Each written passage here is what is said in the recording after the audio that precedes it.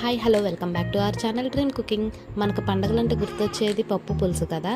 So ఈరోజు మన వీడియోలో వంకాయ పులుసు ఎలా పెట్టుకోవాలో చూసేద్దాం, వచ్చేయండి.